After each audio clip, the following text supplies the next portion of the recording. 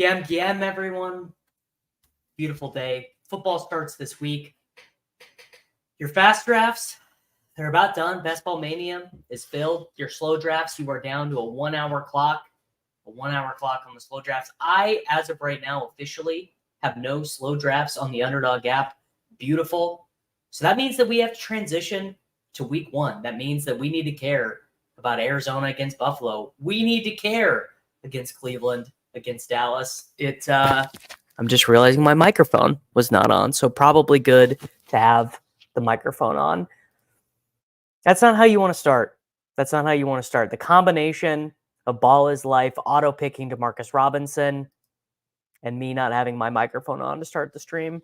Pretty embarrassing stuff, but we're going to get it figured out. So what are we going to do today? Well, I thought, what do we do? Do we draft German Shepherd $5 teams to win a maximum of $10,000 4 months from now, even though we already have drafted the Best Ball Mania 5 winner? Probably not. So I think what we are going to do, actually, I don't think, I know what we are going to do, is we are going to start taking a look at some of the week 1 projections. We are going to start drafting battle royales, and we're going to win some money. I think the most important thing is we are going to start figuring out some strategy is really the key here, because I'm going to be drafting a ton of battle royales this year. If you are unfamiliar, battle royales and the other contests of their ilk on Underdog are 6-person drafts where you draft a quarterback, you draft a running back, you draft 2 wide receivers, a flex, and a tight end. The prize pools are pretty big. I mean, look, you guys were drafting mini schnauzers. I was drafting mini schnauzers. This is a way to get mini schnauzer money in 1 week. The slates are pretty big. We have the Dog Bowl qualifier, which is a ticket to a live final and a chance to win $1 million in prizes. We have smaller $5 contests. We have $3 contests. A lot of contests are available in the dailies on Underdog. And I think that most people are playing these contests incorrectly.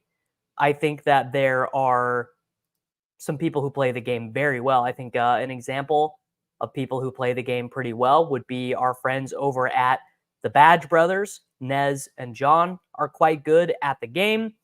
But what we are going to do today is we're going to talk about some of these week 1 spots, and I'm going to put a little bit of this theory into action.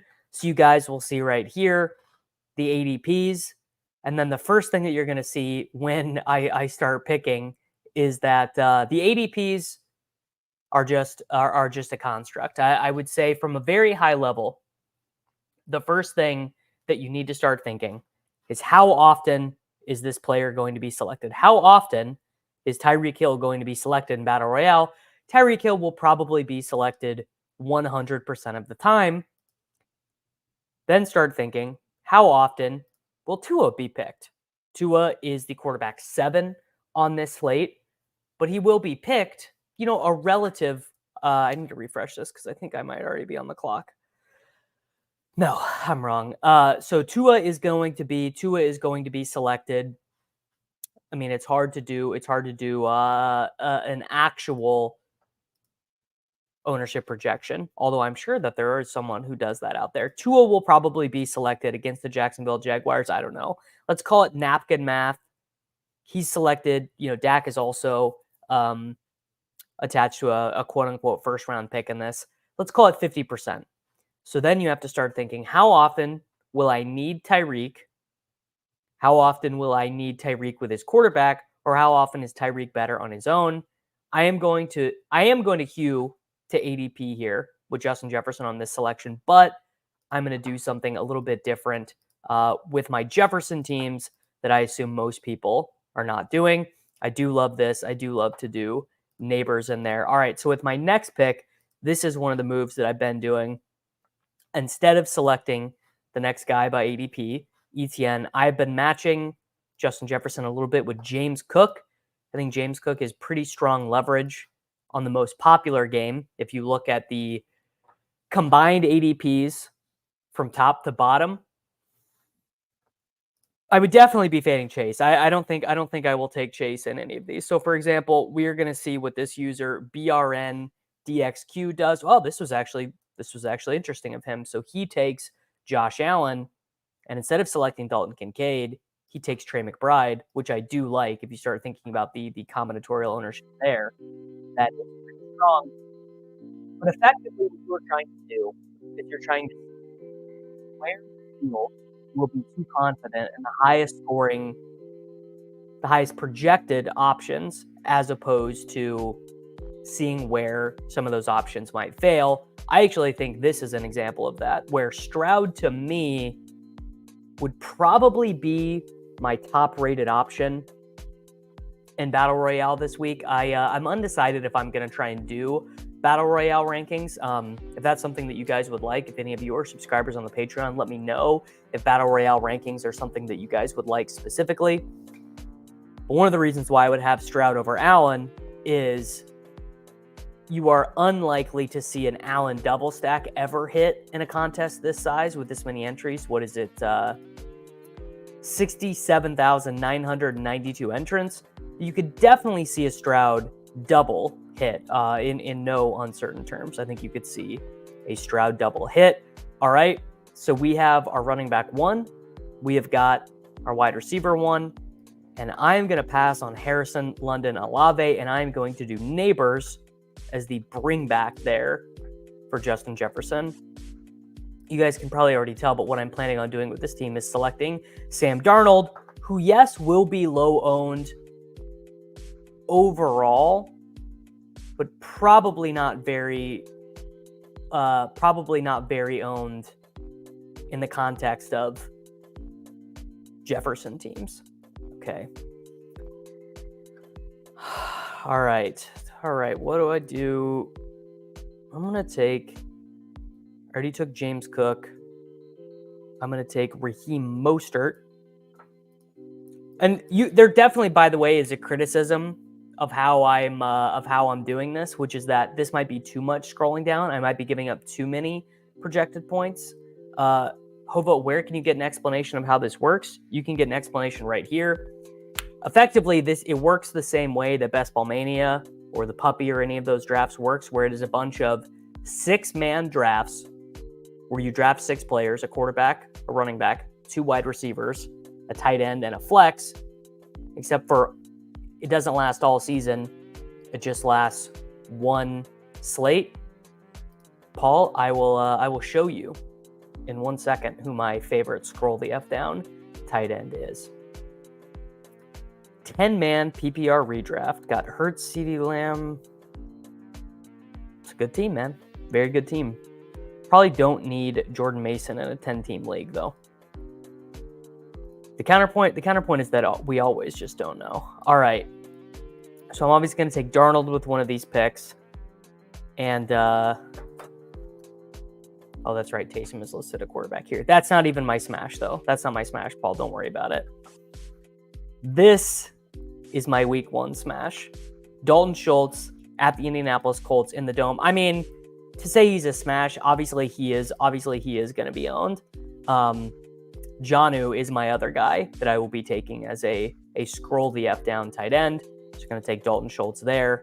And then I'm going to take Sam Darnold with my next pick to set up a team of James Cook and Raheem Mostert at running back, Justin Jefferson, Malik Neighbors, and Dalton Schultz at tight end. And then after I draft this team, I'm going to pull the projections up and we're going to look through them a little bit. So I'm going to take Sam Darnold. So the first Battle Royale team I ever draft on stream is a Sam Darnold, Justin Jefferson stack with a Malik Neighbors bring back, Dalton Schultz at tight end, James Cook and Raheem Mostert at running back. Let's compare that to some of the other teams in this draft. So we have Stroud unstacked here because I just took Schultz. So Stroud unstacked. I mean, I think that team's probably dead. Kyler and Marvin Harrison with Nico, Reek, Kincaid bring back. And obviously he'll have plenty of running back options here. Josh Allen with McBride, no stack. So just you're playing that like Josh Allen is going to run. Tank obviously is a very strong option. Ridley, I don't know how strong he is. Richardson and Pittman obviously is pretty good. ETN, Pitts, Chase, I mean, this is a very good team. And my boy John wrote a run here at the turn. He starts with my favorite play of the slate. Obviously, my favorite BR play this week is going to be Devin A-Chain. So he taps double running back. Adams and Higgins. Higgins is a pretty strong play this week with Burrow and Zach Ertz. Now that Ertz there is a scroll the F down pick. Steven, this is a good question. Do you need 2 scroll down guys or is just one fine? I suppose my answer would be, my instinct is that 2 is probably better in the larger ones. So 67,000 entrants. I mean, nothing approximating the nuts is going to be needed. Like, you won't need the truly perfect combination, but an 80th percentile outcome is also not going to give you a win. I suppose it depends on how far you scroll down. Like, so what John just did here, where he took Ertz, he probably could have drafted very stone chalk and then taken Zach Ertz, where Ertz is going to be so low owned.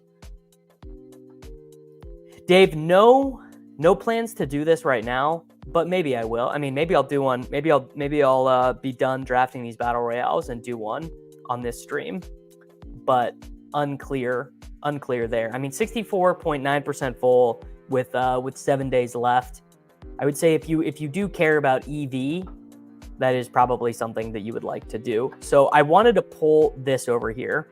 These are the Roto Grinders projections for week 1. That is who I'm going to be officially partnering with.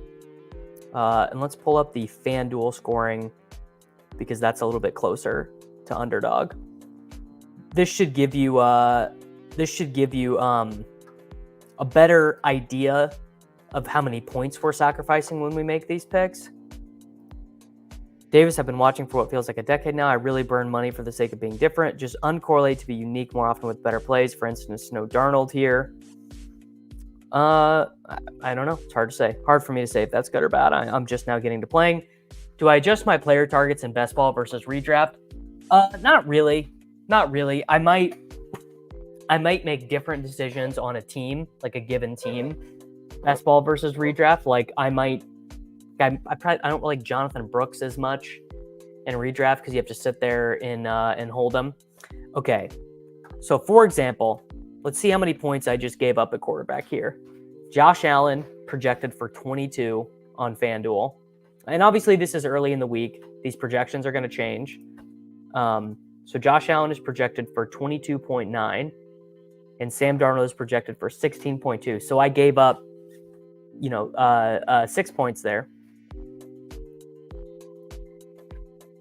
And Justin Jefferson was giving up points, actually, who I took over St. Brown and who I took over Tyreek, I believe. So Justin Jefferson is projected for 15. Now, obviously, the thing that you have to imagine there is if Justin Jefferson is the guy you need in that slate, then the odds are much higher that Darnold is a high enough scoring quarterback for you to feel better about it. The position where it really matters is going to be here at tight end, though. This is where you're going to see people make the greatest mistakes. So these Detroit LA guys, I suppose, they're not on the slate. So Evan Ingram, 11.3, McBride 9.8, Kincaid 9.5, and Njoku 9, Ferguson 8.8, Kyle Pitts 8.5, then a pretty big drop to Bowers, Schultz, Freiermuth. But for example, Cole Kmet projected for 4.9, so let's call it 5. Dalton Schultz projected for 6. Dalton Schultz will be 10 times as owned. Johnny, I'm assuming that because I'm literally recording this on Monday, these are the very early projections. These are very early projections. These numbers are going to look much different when we get to Sunday. I would assume that these are ran based off of some very preliminary baselines. They're going to look different tomorrow. They're going to look much different on Thursday. For example, I mean, here we can look at the Let's look at the single game. Let's look at the Kansas City Baltimore game. Yeah, you're just gonna get a way better. You're gonna get a way wider distribution of points on these. Let's go back to underdog.com and draft another one. By the way, I tried to get some different music, and they really make it hard on StreamYard. It's like the one thing that is not elite about StreamYard. It's because what I would have to do is I can't just attach a playlist. Like if I was streaming on Twitch, I would just be able to do a playlist. And on this, you can't just do a playlist. You have to actually physically download the music. So that's not happening. All right. So we probably gave up too many points on that one. I think scrolling down to Darnold, I mean, obviously I would only do it with Jefferson. That might be a little bit too cute. Look, if I had Karain money, I could hire someone to play acoustic guitar behind me while I stream. Could do a Cowboy stack. I always worry a little bit with CD and Dak. Just like that has got to be such an insane combinatorial pairing. But again, you do have to think a lot about how often are these players getting drafted together, and what is their likelihood of ending up in the optimal lineup. You know, those are the questions we have to answer. And I think the reason why I find this game so fascinating right now is very unlike DFS. We just don't know. I mean, I think kind of at the end of the day, that's the thing that's cool about it, is we actually don't know the answers to these questions. And if you don't know the answers to the questions, it's more fun to play. It's more fun to play. I've done like 50 of these. Is Tolbert a reach or is it unique? Well, it definitely is unique. How far down is Tolbert in these? Tolbert is wide receiver 47. So I'm going to guess he's going to be less than 5% owned or whatever. What do you need to see the drafted percentage and dollars on a live draft? You need the draft caddy from endgamesyndicate.com. It's $29 a month. What team will be the Texans of this year? That is a great question. What do I do on this one? Let's do I actually don't like Bijan so much, so I'm going to start with who I like. I like A-Chain the most. The team that will be the Texans of this year, I mean, is it lazy to say the Bears? It probably is the Bears. I do not think it's the Raiders. Do I trade Waddle for Kupp straight up? Sure, why not? Why not?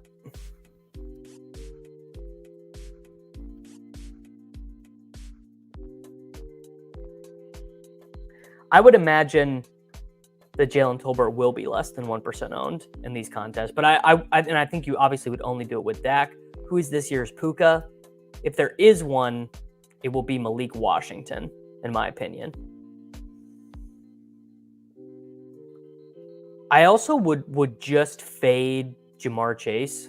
Just a lot of weirdness with Jamar Chase. I'm not really that interested in it. And I like McBride more than Kincaid. So I'm going to do McBride here, setting up the Kyler stuff. Is J.K. Dobbins too far of a scroll this week? Well, that is an interesting question, because I sort of tend to feel that if Dobbins has a really strong season, it's all going to come fairly early. It's unlikely to be stuff that happens very late, just due to his injury history. So he probably is a pretty strong play. The thing that you have to contend with is just because he's a strong play in a vacuum doesn't mean that he's like a favorite to outscore Jerome Ford or DeAndre Swift or Javonte Williams or Tony Pollard. All right, let's get Kyler out of the way here. Well, yeah, let's get Kyler out of the way here.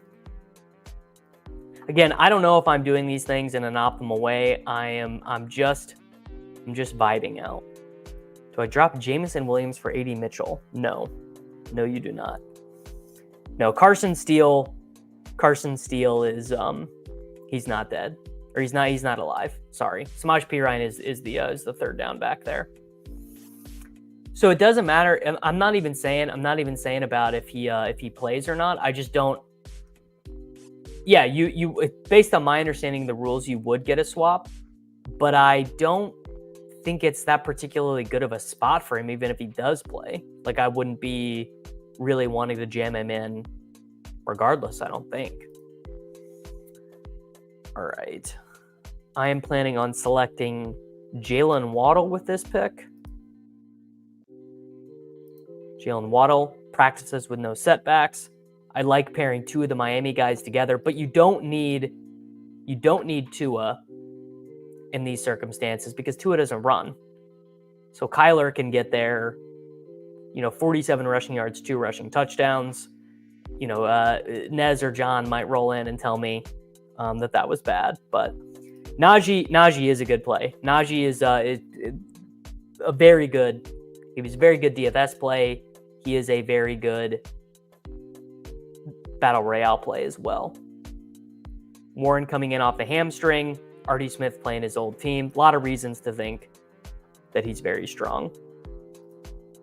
Now, please let me point out as I am drafting these, like, I'm thinking through all of this stuff. It's a Monday. The projections are fairly raw. I am consulting them, but they are fairly raw. The thesis of scrolling down in home leagues, you probably don't need to do. You probably don't really need to scroll down very much in home leagues. Yeah, I don't think in home leagues, you just play the best plays.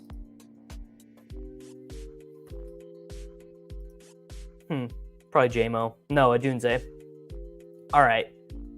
So we took Jalen Waddle. This is probably the boomer coming out in me. But I like taking 2 running backs in the half PPR stuff, especially with a little bit of certainty in the roles. So I was just talking about Najee. I am going to take Najee. You got to think the A-Chain drafter very rarely is ever being interested in Najee Harris. And then we are going to round it out here with a wide receiver. I guess all of the guys with after a 34 are like legit scroll down guys. I guess it'd be after 36. Legit. I mean, how far can we scroll? Could do Gabe Davis. That's a legit scroll. Yeah. 80. That's probably a smart thing is to not do a half measure. So Gabe Davis is probably a little bit of a half measure. He probably does get drafted in these. I mean, maybe not to a ton, but like Chris Godwin, actually, maybe that's a better one. Or maybe he gets drafted 20% of the time, something like that, where, yeah, I mean, A.D. Mitchell probably like legitimately goes undrafted. Although, I mean, if Drake London is not getting drafted in these, then maybe people are playing too fancy, or me doing Gabe Davis over Tank Dell might be a little bit fancy, but I am doing it. And I would need my wonderful associates, actually the people who would know best at what is fancy or too fancy, would be my friends over at the Endgame Syndicate. We just did a video today, and we were talking with I was talking with Nerdy Tenor and Utica and Brian Hooper and Adam Scher. And I would be very curious to do these with one of those guys and have them kind of specifically Nerdy Tenor, who is working on the toy games for these. I would be very curious to have him tell me if stuff like that was too cute. All right, this one, Devin A-Chain, Trey McBride, Kyler Murray, Jalen Waddle, Najee Harris, Gabe Davis. So Gabe Davis bring back with our 2 Dolphins, Kyler and McBride. Najee Harris is our lone running back. Boy, do I wish the Kansas City Chiefs were in the main slate. You can do these primetime drafts, but based on my understanding, that is kind of more game theory. Here, let's do one. We'll do one. I gotta set rankings real quick. We will do one primetime draft just to see what the vibes are.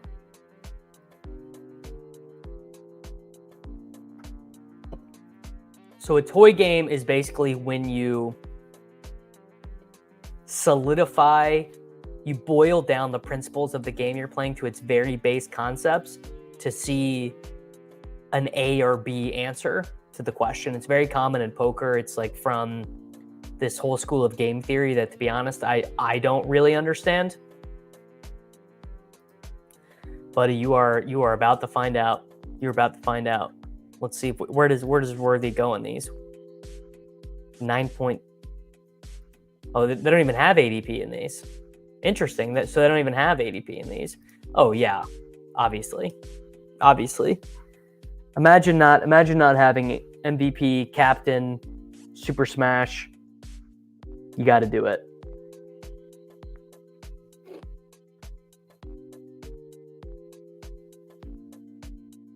Season's almost here, fellas. It feels insane to be, best ball drafts are still open. I still have a no ADP in 2. Bonesaw is telling me to push quarterback. All right. Yeah, the sense I get is that you have to take one of the good running backs. Yeah, for sure. I was about to snap a quarterback there. So thank you guys for telling me that. How am I not burned out from drafting yet? Because now is not the time to get lazy, Scorpion McScorp. Now is not the time. You want to be being your best self as the season begins. All right, Barkley goes, Mahomes goes. So I am going to select Josh Jacobs because that's what I was told to do. And then I'm going to select.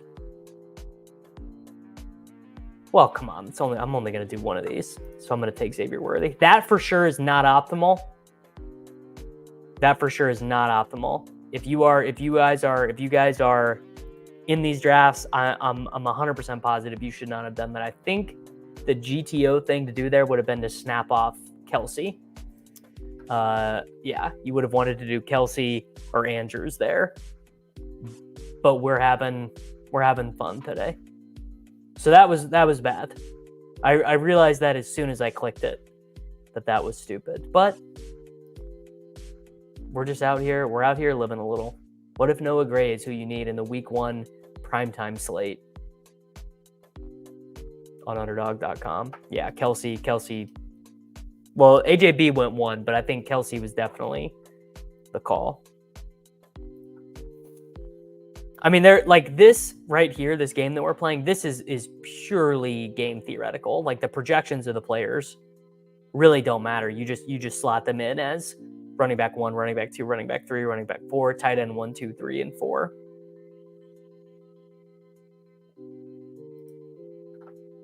Okay, so we don't get Andrews.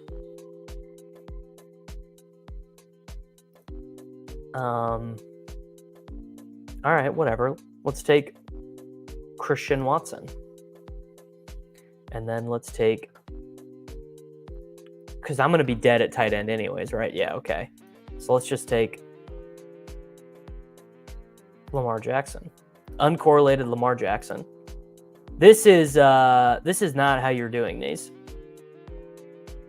Do not draft these this way.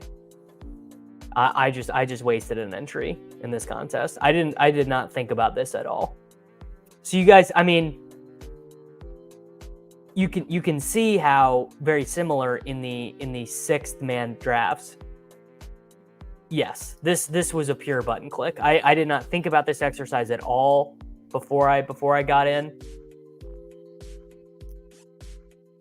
And if you don't think about it, if you're not more thoughtful about your exercise, then you are going to lose. And I was not thinking about this at all.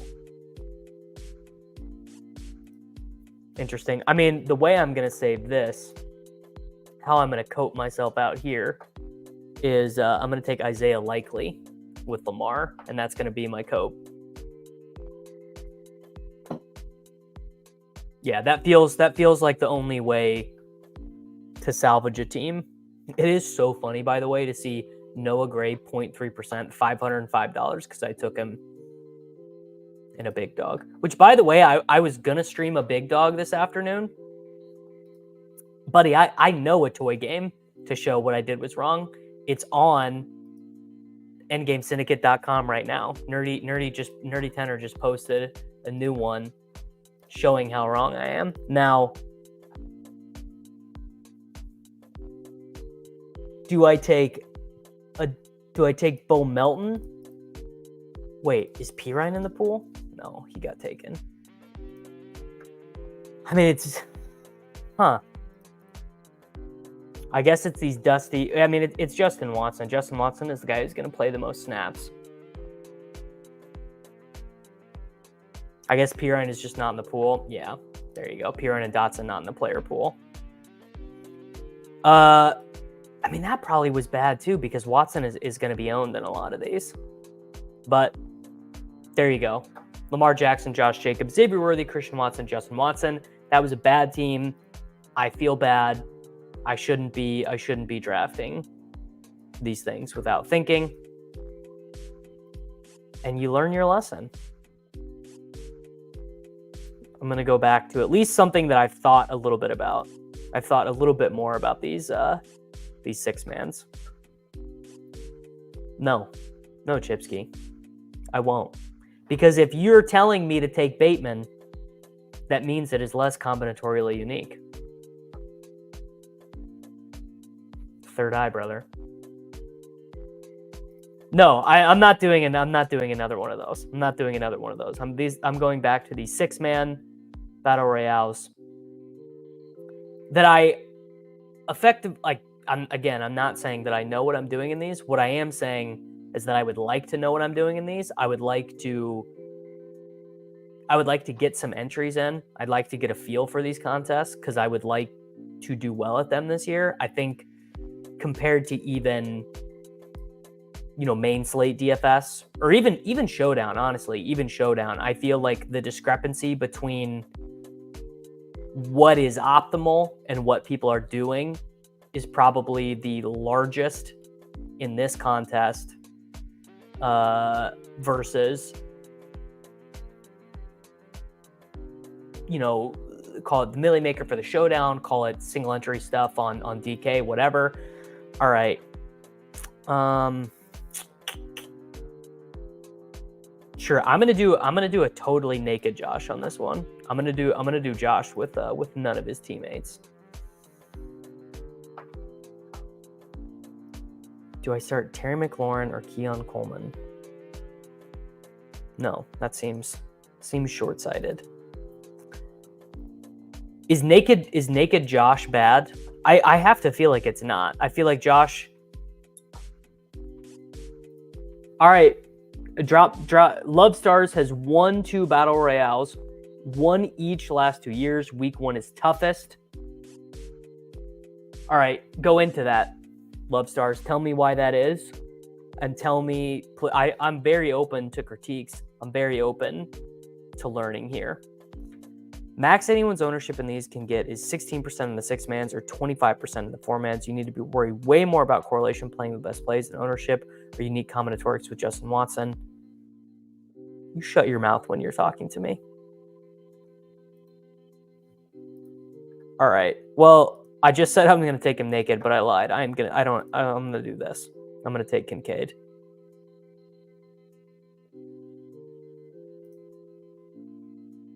There are too many games on the slate, so there's too many good play. Yeah, that feels true. It feels like if there are just a ton of good plays, then scrolling down is worthless. My man.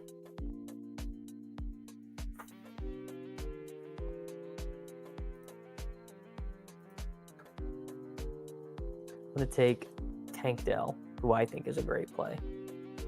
Okay, My man, I am the Sims, who I know is a good player, just did Anthony Richardson, Jake Ferguson at the turn.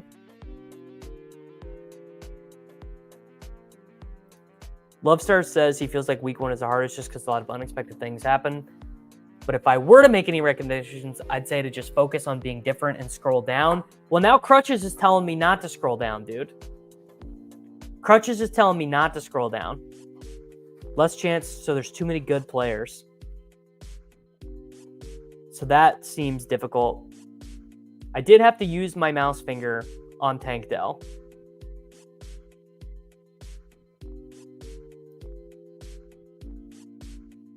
Oh, guys. I have a special guest who's coming. A special guest is about to come and critique me live on the stream. That makes sense, Crutches. Didn't say not to scroll down, just that the field makes fewer mistakes. Okay. That makes sense. What's up, dude? Yo. What's going on? Oh, got a thing on my head. I did do one of the 4-mans that Nerdy was talking about, and just immediately snap, terrible mistake. Yeah, like in the uncorrelated one we did, the 3-4-mans, it's like the turn, if you get the turn spot, is like a real bad position, it seems. That's like. exactly, I did get the get the turn spot. Yeah, I almost don't even like gambling like that, you know. I mean, I guess you probably still should, because you could do it better than them, but I got someone in our Discord, or Anglican Discord, did a little ownership for this. Are you doing the regular Underdog Battle Royale? Yes, yeah. So I don't really know. I mean, obviously, I don't really know what I'm doing. I'm kind of just clicking on names. Should I share this ownership, or should I just tell you? You could do either. How fast is this going? Like super fast or something? These just. It's only 6 rounds, 6 man. Yeah, these just fire. They take like 6 minutes. Having my phone on dead silent today was not a good move. I had the wrong time zone for our endgame stream earlier, and then I didn't see your text this time because my fantasy. Yeah. Do you keep your phone on loud all the time? No, but I don't keep it on dead nothing, like no buzz or anything. So I did this team: Josh Allen, Javonte Williams, Tank Dell, Brian Thomas, Dalton Kincaid. So basically 2 scrolls, Javonte and Brian Thomas, with Dell, who's chalk, and then the Kincaid Allen pairing is chalk. Just conceptually, what do you think about that? And what were the scroll? What round were the scrolls in? 5 and 6? No, before. That's probably too early. We haven't figured that one out yet. Yeah. But in uncorrelated, it's probably too early. Probably 5 and 6. You should stick to some sort of tiers ranking or something there, and then mix it up at the end. Because I guess the way I'm kind of thinking about it is that I'm expecting, and the chat was talking about this too, the projections I expect, we actually talked about this on Endgame. I mean, I'm expecting the projections to be pretty bad in week 1. Like I'm expecting like Zach Moss or Chuba Hubbard or someone like this to get a lot of points. Yeah. I mean, it's like almost definitely going to happen. Yeah. Yeah. Okay. I guess that's fair. Yeah. Because a equilibrium strategy only knows what it knows. So, like, I think Mike Evans, who's projected as the wide receiver 6 in this slate, should honestly probably be projected for fewer points than the wide receiver 15 and 16. Or close. Yeah. Like here, let me look at what it is on Roto Grinders, like their like early projections or whatever. Because I bet the gap is not that wide. We're gonna pick it at 5 here. All right. Mike Evans is projected for 12.7 points. Did you rip this already? Did you start? It looks like you did. I just All started right. it. Are you gonna do another one after this? Or are you done after this? Oh, I'm gonna do a bunch. Okay. Yeah, I'll you share. can. In between, we'll do the ownership. Okay. We'll look at it. Okay. All right. What did I say? Mike Evans, 12.7. Dell, and again, these are early. 10.4. I mean, that will probably look different on Sunday, but you're talking about a 1.8 point gap in median projection on a Monday, and 100% ownership versus, let's call it 70 or whatever. Or what does your sheet have for Dell? Let's look. Davis, who the fuck is Tank Dell? I know who Tank Dell is. Believe it or not. Right, well, wow. Right, as of now, 26%. Yeah, like to me, that is not even close. That I guess, and now that is ball knowing. That is not in the projections right now. But to me, I'm like 80% Mike Evans versus 26% Tank Dell. Not close. I know what I'm doing every time. Me and Pete almost won this last year, the Battle Royale, one of the weeks in the same week, and I'm pretty sure it was under-owned Tank Dell.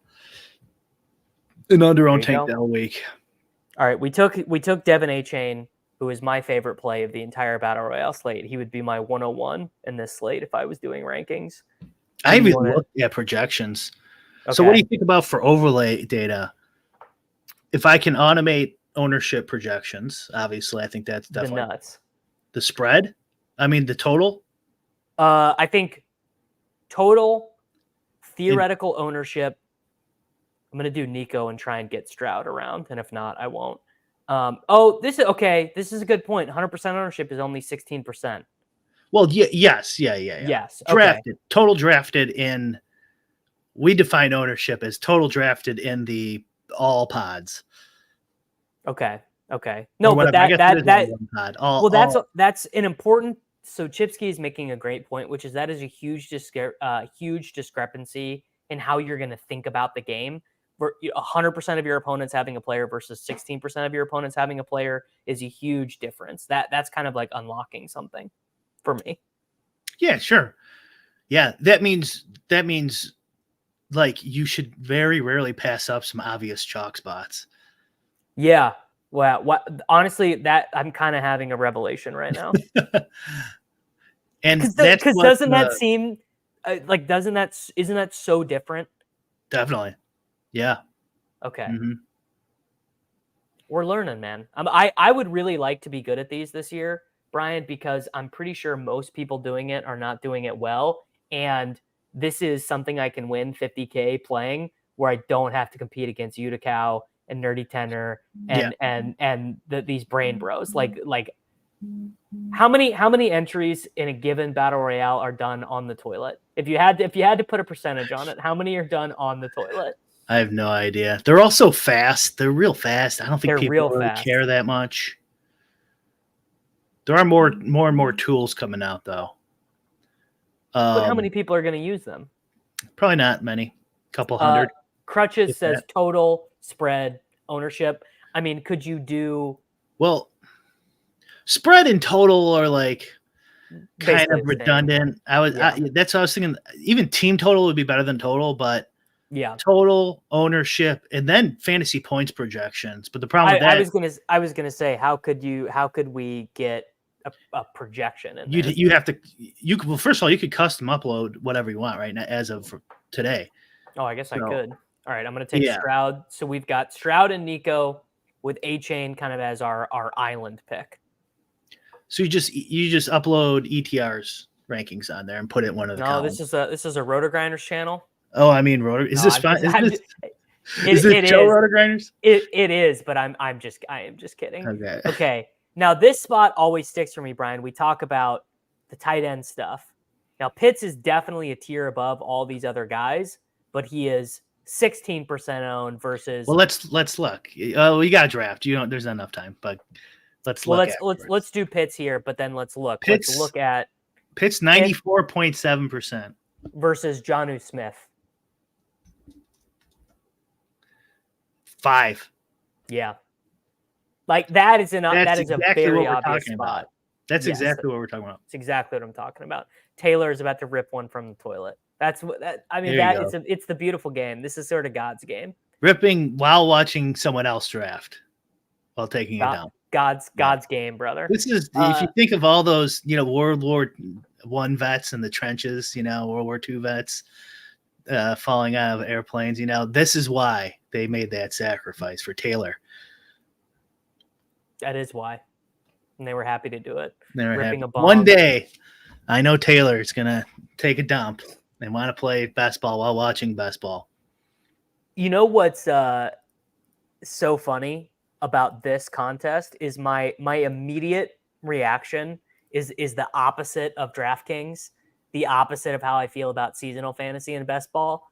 I just want to take running backs. I just want to take running backs in the flex because half PPR, and I feel so much better about these running back roles for the flex spot.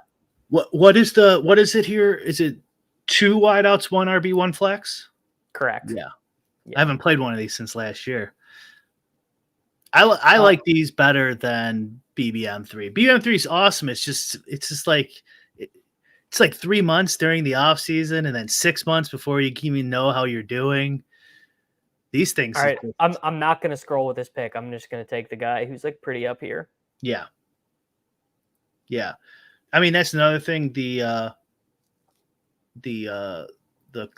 software that Nerdy showed was like when everyone else makes a mistake like this, like let's just assume DJ Moore should have been much higher, Yeah. That you almost always just take it. Just gobble up that EV.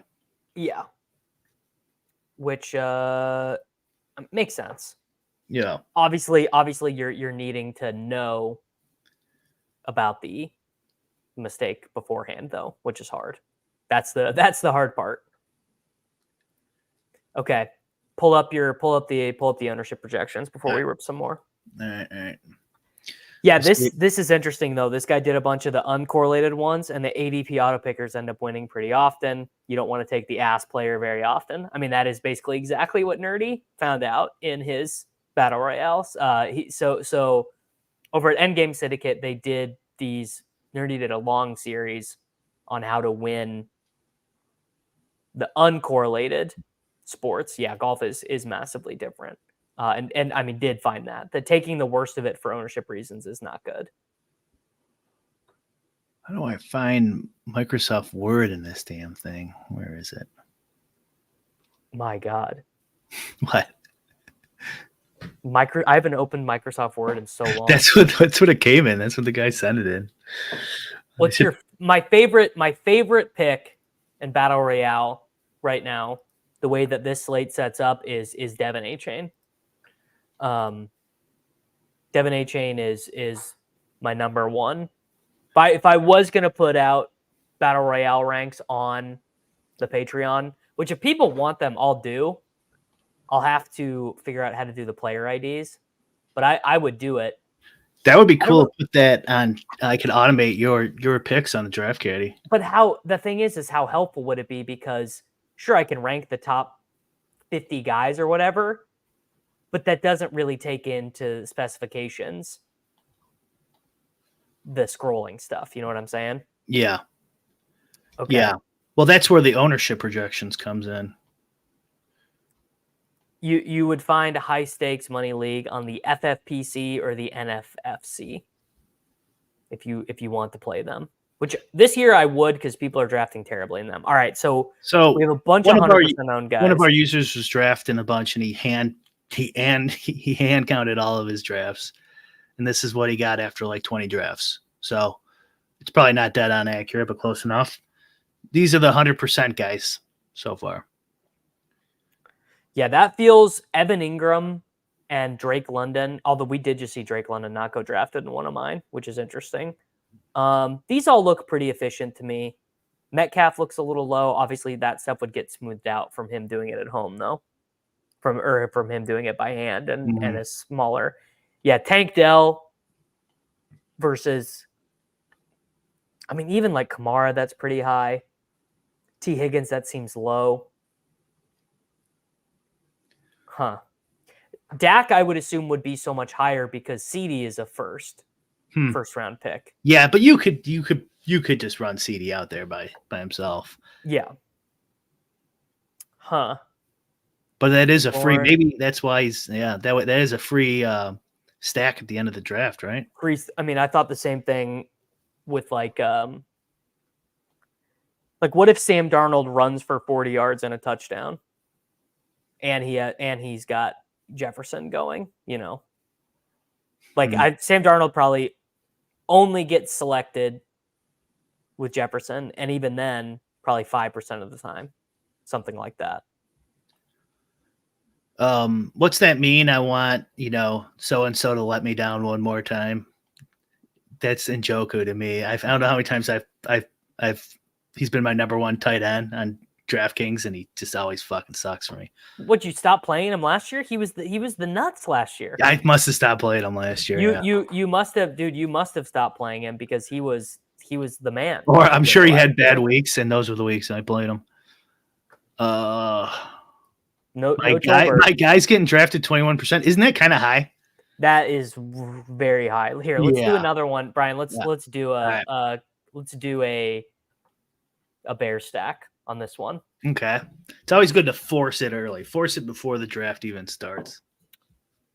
Well, to do it, you would have to do that because there are no bears by draftable. Like Caleb is QB9. Moore is wide receiver 12. Keenan is probably not even drafted, huh? 29. 29. Rome is 30. Yeah, so if you wanted to know, if you wanted that, you would have to do it preordained. It wouldn't happen naturally. Yeah, you're right. By following ADP. It's like and couldn't you totally tell yourself a story that he throws 303 and is the highest scoring quarterback this week? Like easily. Yeah. Yes. Easily. He could also throw a couple picks, and who knows, but all right. I thought he looked good. I'm taking A-Chain with my first pick. Just trying to jam in A-Chain teams. And I might eventually try for the dog bowl, but I'm not going to do it while I'm like literally not understanding the concept of the game that we're playing. Not doing A-Chain or not doing the dog bowl yet. So some of the guys are talking about the exposures. These are BBM. These are best ball exposures. I haven't reloaded it yet. Oh, no. I'm sorry. I meant the ownership projections. Oh, sure. They're not 100%. Like I said, the guy was just hand tracking 20 drafts. Jerome Ford, though, wasn't picked. They're talking about Aaron Jones, 10%. That does sound like pretty decent value, actually. 10% own Aaron Jones. Who else are they asking about? Daniel Jones. It just means he wasn't drafted in those 20 drafts. Yeah. So somebody will probably take him. This is actually too much. This is too arcane. Going to Jalen Wright. That it's like, I don't know, maybe it hits, but the amount of times that you would need it to hit versus that's like the Tarek Cohen thing we were talking about this morning, actually. So I don't know. Don't listen to me. Yeah. But I will not be clicking Jalen Wright in these contests. You are right though. Maybe A-Chain hurts his hamstring on the first play, and Jalen Wright is who you need. But then you got Mostert to deal with. Yeah, I mean Mostert just then becomes more likely. Yeah. Like these are these contests. You're basically picking the nuts effectively. Yeah. Yes, you got to pick the nuts. And for you, like if you keep doing these drafts all the way up till Sunday, and you got a ton of A-Chan, then you should pivot to some Mostert there when he presents himself. Yes, that's true. Okay, let's game this out. So if we want to do Keenan and Caleb, what's the buy-in for this? $5? $5, yeah. Yeah, they make it a good price too. They do. Am I maxing out this contest? I mean, maybe. If you get to it. Yeah, it'll just be a time thing. I think my plan is I'm going to stream these 2 days a week. I'm thinking Tuesday before the projections are out and refined, and then by Thursday, ETR's projections will be out. Roto-Grinders projections will be out. ADP will be a little bit better. People will just have thought through the combos a little bit more. Are you going to do like the modified back card counting thing, where you find out where there's a good spot to draft and go sit down and do some drafts? Maybe. Okay. So if we need a quarterback and a wide receiver later, we should take a tight end and a running back here. So I'm going to take Trey McBride because I like him a lot more than the other tight ends. Yeah, I like McBride too. And then we need to take a high projected running back, which I guess would be Kenneth Walker. We had, go ahead. Well, I was going to say this would be a little bit of a mistake whatever. I'm going to do it. Kenneth Walker. Go ahead. Sorry. I was going to change the subject. So we had Taylor Cavey on the show last week, and we were talking about how much our buddies love the home league fantasy football. They like that more than we like DFS and best ball combined. Like maybe not you, but like maybe not me, but yes, most people. But that's why my phone is on dead silent, is because it's that time of year, and they're just fucking constantly texting about this stupid $120 home league we've been in for 25 years. Have you ever won it? Not many times, like maybe twice. I've never won my same equivalent. I've lost in the championship game twice, but I've never won it. I mean, we're talking a long time. I think I won with Kurt Warner at QB. That's how long ago. That's how long it's been. Yeah. So this is an added little bit of game theory. Questionable players do not get replaced.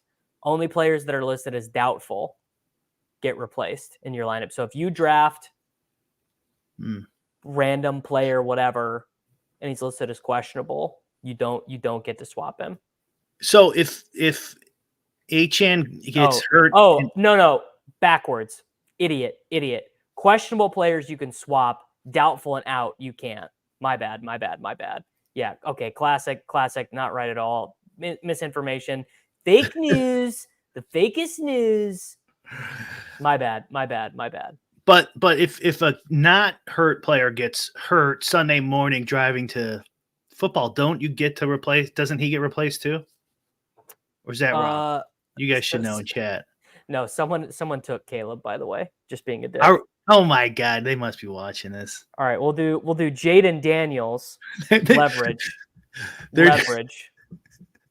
They're ruining a negative EV stack just for the walls. And Terry McLaurin. So now we have a different negative EV stack. Yeah. Yes, the answer to your question is yes. Oh, thank you, sir.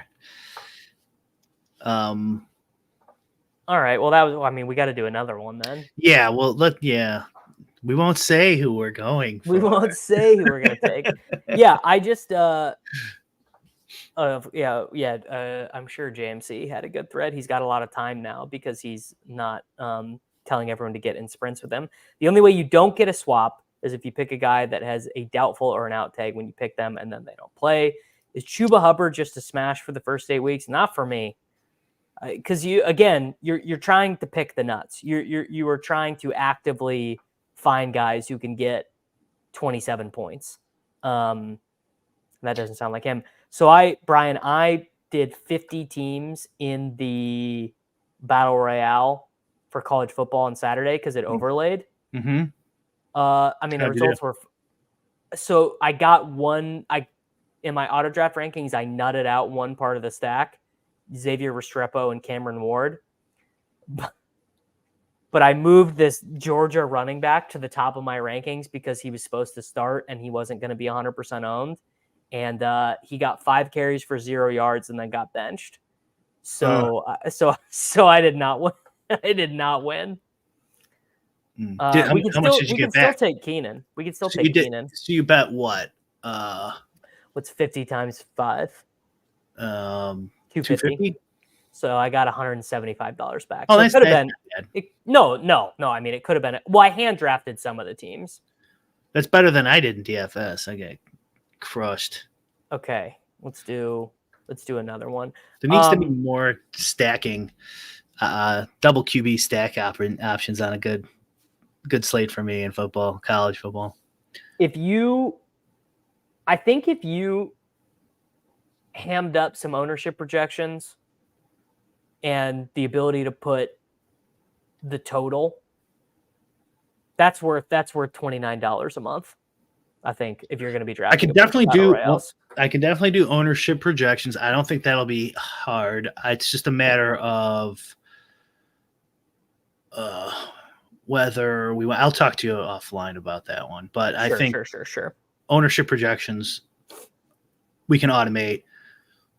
Team totals we can probably pretty easily automate. Probably put them in now. Actually, now they change. They can change quite a bit. Actually, I'm talking about next week. I don't think Jamar Chase will be out, but I think he's just unlikely to come off the pine and be the wide receiver 4 or whatever. That's where I'm at. Is he questionable? He is not. He's not signed a contract. He's not with the team. Really? All right. It shows you how much I'm paying attention. Do you want to play? Do you want A-Chain or Jefferson? Jefferson. All right. Now, so if we take Sam Darnold with Jefferson, which we do not have to do, we could just take like the stone chalk. Like we could like literally just take the highest projected guy at every position if we wanted. I honestly want to do a bear stack before this is over, but I kind of like that. Well, I mean, I don't have anywhere I got to be like right now. What? All right, a couple more. You're super fan number 2. What about a 6th round Rico Dowdle? Is that like a horrible? Oh my god, dude! I'm not even. Dude, you just opened my 19th eye. That's 0% projected owned as of now. Holy shit, dude! That's a really good play. That's really strong, I think. And that is a spot where it's like it happens, and after the games, you're like, why didn't I think of that? Yeah. Why didn't I just play that? Not on your Sam Darnold stack, though. I don't think. Not on your Sam Darnold stack, but on your Nico Stroud team. Yeah. Let's just do that. Well, did McBride already go? No. Okay, let's take McBride and try and get Kyler. This could get blown up. This could be. Darnold's over 5% owned in these 20 drafts, so he's getting picked a little bit. Which means that the Jefferson drafter takes him every so often. About 5% of the time. Yep. Yeah. I think this sounds right. RB2 and tight end seem like the spots to just go totally off the board. You do chalk wide receiver, you do Tyreek and CJ Stroud and Nico Collins, and then you take Jalen Wright or whatever. Definitely tight end. Yeah, definitely tight end. Every week, that's almost an opportunity. Yes. What were we just talking about? Oh, Sam Darnold. So let's assume every Sam Darnold should be with Jefferson. I can't imagine that's not. Like that has to be true. It has to be right. Yeah. What percent should Sam Darnold be owned then? Like knowing that 100% Jefferson's 100% drafted. Do the pick, but knowing that Jefferson's 100%, 100% drafted, but 16% owned. No, I'm saying what percent should? Oh yeah, 6% owned, 16% owned. What is he the? Should be like, he really not that high. What really not that high because an equilibrium. So it's a good matchup. Like it's not a matchup where you think that he's gonna get. You don't feel there's much in-game benching risk. I guess actually the spot you would want Darnold would be a game where the Vikings were going to lose, where they were dogs, where they were like touchdown dogs, kind of like what Nick Mullins was doing for them. Like I have to think Nick Mullins would have been in a Battle Royale winner last year. He had a 404 game, I think. He 403. I think so. I didn't play every week because I only like doing sell out. Sunday. They sell out. Yeah. They sell out at night on Saturday or in the morning, early morning on Sunday when I'm like doing DFS stuff. I like if it makes it to 11:30 or something Central, that's like perfect. That's so funny. That's how I've done it too. Normally it's just like I'm sitting around, all my DFS stuff's in, my season long lineups are in. Yeah. Do some BRs. Do some BRs. Yeah. Yeah, I wish they could. No, they got to change. No wonder I don't win. No, that's a good time to draft, though. That's a good time. That's the best time to draft. You have all the information. All right, this one is super. This is just stone chalk. I'm gonna take Kenneth Walker. That's fine. So these next two picks, we need to think about scroll. We need to get the scroll finger working a little bit. That the 16% own idea that open up your 18th eye is like if they're passing and making mistakes, like just take it. It's only 60% owned max. No, I don't. Maybe bringbacks are overrated because the contest size is still like much smaller than like a milli maker, but stacks is definitely not overrated. No, yeah, I definitely don't think so. Bringbacks, I would probably still do that as a tiebreaker kind of thing. Sure.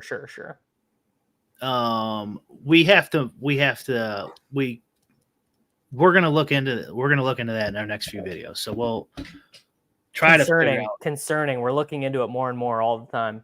It's some of these answers are really hard to all right, out. Let's do. Do you want to do? Okay, we'll do Rome. We'll do Mr. Right, I mean, it's not. We're not going to really get a bear stack, but I mean, if you're going to take Darnold last, why don't you just take whoever's best? No, we took Kyler. Oh, we took Murray. Yeah, I forgot about it. Yeah, we took Murray. Yeah, okay.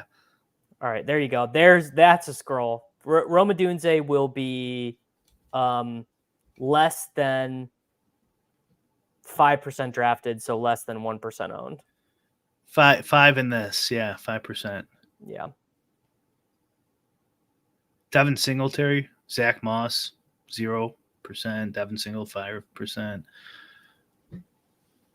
Devin Singletary, that's a good one. Devin, there's a very good one percenter. Scroll the F down. Yeah, his volume projection should be the same as Joe Mixon's.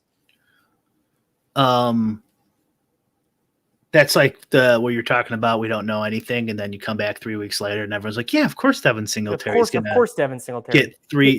Here, this is a good branded one. This is what we'll do right now. We'll do a Chase Brown. Okay. Imagine Chase Brown smashes in week 1, and I'm just like, whatever. I got my best ball shares. It's fine. I was stunned. My stream this afternoon, Brian, was supposed to be a big dog, and I woke up this morning and it was still there, and it's gone, sold out. Oh, the big dog, huh? The big dog. They were just getting, it's crazy. They're kind of conservative with their pricing over at Underdog. Well, they're very conservative right now. They didn't just. I'm actually stunned by this. I thought for sure they would do a big puppy. I mean, it's Monday. They got 72 hours left, and they were like, nah. They called it a German Shepherd, so it's $5. It's 20 entry max. I'm like legit stunned. Huh. I think they probably want the sprint and the marathon to fill, which is probably going to work on me because I'm sitting here and I'm like, I'm drafting these battle royales, but it's like, I got this puppy, so I got to take this puppy out at 10 o'clock at night, which is, obviously way after my bedtime. It's like, what am I going to do? Might as well get in a sprint. Might as well get in a sprint. All right. Okay. We gotta get one Caleb DJ Moore. Yeah, stack. Let's like double it up. Who are the Bears playing in week 1? It's not a great matchup. It's the Tennessee Titans. I guess it could be a very strong matchup if the Titans are as serious as they say about passing the ball. They say there's going to be a ton, but and that's Hopkins, and they got Ridley now too, right? Yeah, Tony Pollard, Tajay Spears. Ridley 10% owned. I bet Will Levis is almost undrafted in these. Yeah, I imagine. People probably don't even know he's starting. Yeah, phone shitter bro is like, is Ryan Tannehill still the quarterback of the Tennessee Titans? Yeah. Definitely. I wish this too. I wish that there was more weekly winners content. All right, I'm gonna take A-Chain. I got really into weekly winners right as it closed. I was like, this is a fun contest. This is just it's fun. It's a $20,000 tournament every week that you pay 83 cents per entry for. Like that's just kind of fun. All right. Yeah. So if we're taking Moore and Williams, we have a running back. I guess we should take another wide receiver. Leave ourselves open for another running back, and then we can scroll for tight end with our last pick. Brian is getting ownership from one guy in the Endgame Discord, manually tabulating who's being selected in his drafts. Yeah. People wanted, this is so true. People do want the smaller because they want to get their rake back up. I could have got to 1,000 drafts if I would have been super serious, but I mean, I was pretty serious, but I didn't get all the way there. I'm gonna finish at like 900. Would you guys trade A-Chain and Higgins for Ridley? Absolutely not. Absolutely not.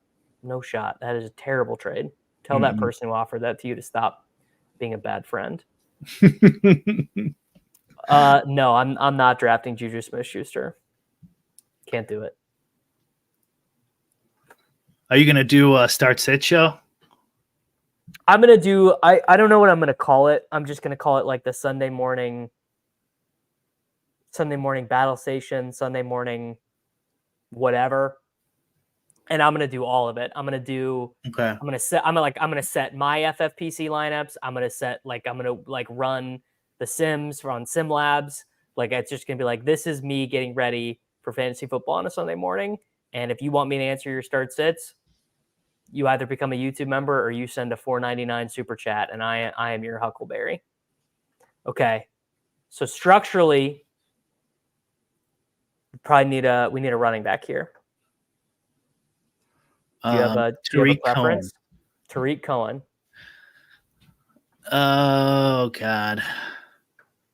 Looks like you're liking. No. Don't scroll here. Kenneth Walker is the one I like. Yeah. Just take him. I think Denver has this just ass rush defense. Yeah, I would drop Ray Davis for P. Ryan. People say this all the time that I look like Kid Rock, and I wish I could tell them that it wasn't true, but it's true. I really look like Kid Rock. That never crossed my mind. Yeah.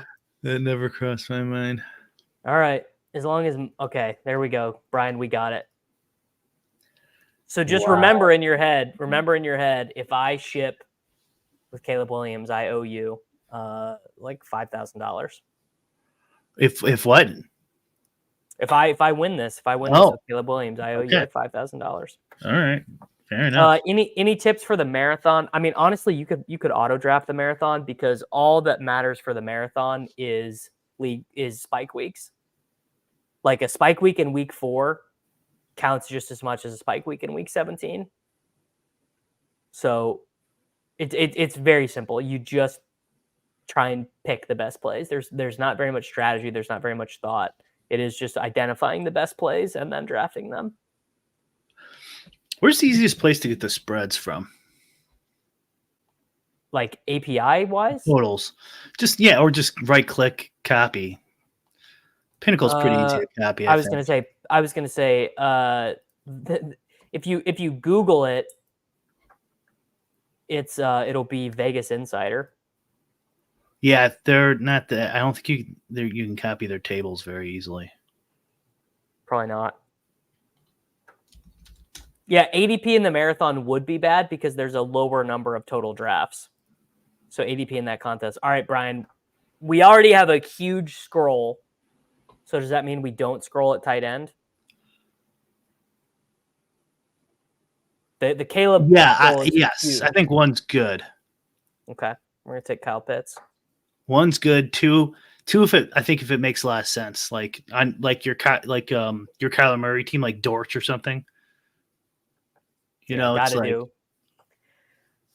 I bet they'll do another one. If they released one last night, they're probably gonna do another one. Would be my guess. I don't think they're gonna leave you guys out in the cold. You know, another show I think what people would like is a clips show where you. Oh yeah, people do love that. I mean, that's basically what Pete's Best Ball Bros thing is. Like, it's obviously it's more creative and more inventive, but it's the same thing as a clip show, where it's like, oh, you know this and you like this, and people love that shit. I meant like clips, like you get clips submitted from anyone or do the research yourself of like coach speak and coach I see what you're saying. interviews, coach press conferences, and then you break down what you think they actually mean and the implications for DFS and best ball. Wow. Okay. That's basically what the Coach Speak Index does, honestly. Yeah, like that, but on a YouTube show, all like surmise, so I could go, watch it for an hour. Let me tell you, get my no ball in really quick. Let me tell you, that would be a Herculean production effort. Well, that would be really hard to do. Pete could do it. You might be able to do it because you have like a community and a following big enough where people can just submit the clips. Then you just pick your favorite ones. And I would just have to. I'd have to. You're kind of screwed. Yeah, I'd have to download them or something. Well, if they could just, there's probably links. It's probably video. Oh, sure, and then I could just share the tab and play the audio. Mm-hmm. Yeah, I like that. That's honestly, that's something that Ron Stewart. You probably don't even know who that is. He has 40,000 small faces. No, he's got 50,000 YouTube subs. Oh wow! Okay. He it's crazy. I mean, he's like buddies with like Jacob Sanderson and stuff. It's crazy though, like how stratified YouTube is. Like Ron has, I think, like 20,000 Twitter followers and 50,000 YouTube subscribers. I mean, I would trade every Twitter follower I have for 50,000 YouTube subs. No doubt about it. A YouTube subscriber's got to be worth 20x what a Twitter follower is worth. Yeah. Maybe more. Maybe 50x. It's not as fun though. Twitter's more fun. Twitter is more fun, but you can make a lot more money on YouTube. I mean, it's crazy, dude. It's 100x. It's probably 100x. Oh. All right. What? Okay, we have Tyreek on this team. What do you want to do with this one? You want to do Tua, or do you want to? Yeah, but Tua, but not yet, right? Isn't he? I think you could probably take Tua last. I mean, on this, I saw Rashad White is you pick who you want, but yeah, he's not getting 100% ownership. So, all right, I'll take Rashad White, and I'll take Malik Neighbors because that gives us another option if someone takes Tua, that gives us another quarterback option. Yeah. Good call. Yeah, Brian, you not caring about YouTube subs is a how rich moment for you. I care. I just don't do enough content. It doesn't. And then they demonetized me, and they gave us a strike. Me and Davis, one of our podcasts. Did they really? Yeah, we fake got lols. Yeah, fake lols or something. Someone commented. Someone in the Discord is like, "Dude, I'm just too lazy. Like, I'm a YouTube member, and I would love to go. I would love to listen to your politics shows with Brian." And I was like, oh, maybe there's a way for me to post them on YouTube and like, for the YouTube member. And I was like, no, that's a terrible fucking idea. That's just that is a way to get my YouTube account nuked to absolute zero, just to get like anything that ever was going well for my videos, just send them straight to zero. Well, we can make a second channel. I already have a second channel that we could do it on that. We could do it on the TakeCast channel. Honestly, we could start putting whatever we want on the TakeCast channel because it's growing very slow. It's getting about 11 subscribers per video, which is not good. Huh. Do you watch Rings of Power yet? I watched the first one. Did you? Admit it. It was a lot better than you thought it was going to be. Oh my God, you're crazy. It's the same writing team. It's the exact same stuff. It's not good. The second episode already started to lose me a little bit. I heard the third episode's like fucking watching paint dry. I'll probably do another one tonight. It just makes me so fucking mad. All right. Well, focus because we got to figure out what we want to do at tight end. I think actually after the top two, I think after McBride and Kincaid, I think the move is scroll. I think the move is you just leave Evan Ingram and Kyle Pitts and Jake Ferguson. And I think you're just like, all right, dude, I'm taking Jonnu Smith. I'm taking Zach Ertz. I'm taking all these guys. I'll say that I think the rule of thumb so far, we might figure it out, not sure yet until we do correlated stuff, is you probably don't want to scroll down if everyone else is being dumb, because just by fact of getting value late makes you different, because that rarely happens in the pool of lineups. So with this lineup, I don't know, but if everyone that's the thing is also we're drafting on a Monday when like the projections are not really that good or that stable. Like who knows? Like I don't I don't know if I'm drafting optimally right now. Right, but I'm just saying, given like Sunday morning, and you've paid attention the whole week, and you're in a room full of donkeys, then you probably should. Do you think drafting, if you were going to take this super seriously, and we were like, let's make a ton of money here, let's be the best battle royale player, do you think it would be best to draft someone Monday, someone Tuesday, someone Wednesday, someone Thursday, someone Friday, someone Saturday? Or do you think it'd be best to pile in all at one time? Like, what do you think the optimal deployment strategy would be? For battle royale? Yes. We're when to enter? Yes. Yeah. I mean, I guess would be the back counting strategy / most of it on Sunday. So when news comes out, go sit down and do some drafts. Yeah. Otherwise, wait till all the info's out. Yeah. You're going to have more info on the ownership percentages by then? So the only thing I would say about that is you were probably just most likely to have softer rooms on a Monday. I mean, I don't even know how you'd quantify that, but it would be, my thought would just be a lot of people would just be guessing on a Monday. I mean, then you have to be in ball knower. I was going to say I'm just guessing on a Monday. Right. If you're guessing, then what's your edge? Well, but because I know ball, dude. Well, if you know ball, then you should. Like this pick I'm about to make right here, where I'm about to take Zach Ertz. This is pure ball knowing. This is like the most ball you could ever know. Like he's a straight up better play than Dalton Schultz, and probably better than Bowers too. Jalen Daniels blanket. Yeah. The day you draft, inaccurate ADP, then Sunday morning for soft rooms. Soft rooms on Sunday morning. I'd be fine with that as long as you have an opinion on Monday. But the or when news comes out, like if you're sitting at, like, Davis is at his computer all the time and eating all this content up, so he'll know before a lot of people know when some info comes out. And then when you do that, you just do some drafts, rip some drafts. And then you get Mozart before everyone else because Achane was hurt, Then you get like 5 drafts in. Ertz is gonna score a touchdown. That is gonna happen. Wow, 101 again. Running Pier. Although I don't, there doesn't seem to be a big structural advantage in getting the 101 in this.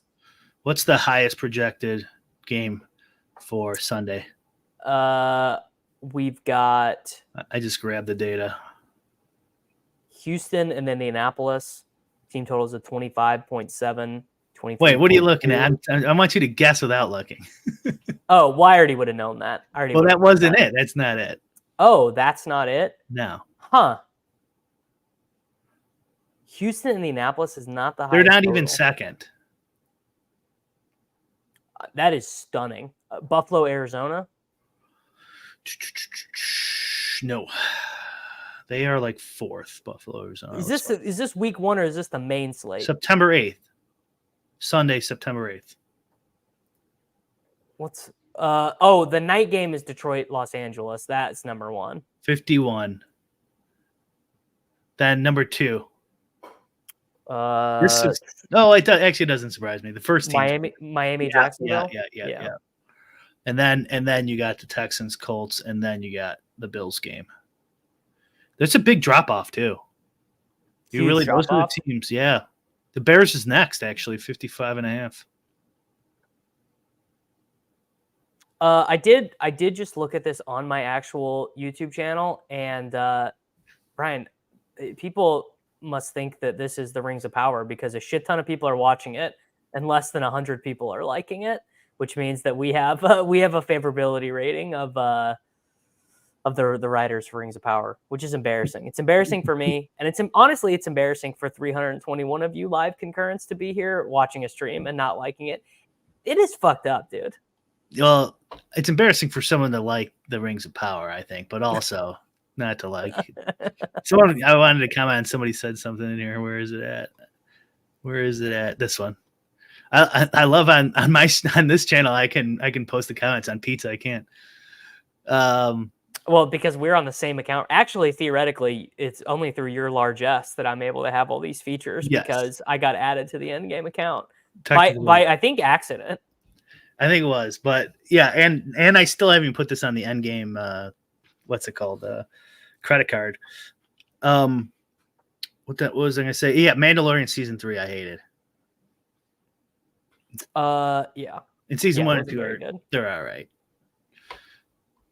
Compared to likes are you feeding my dog effectively?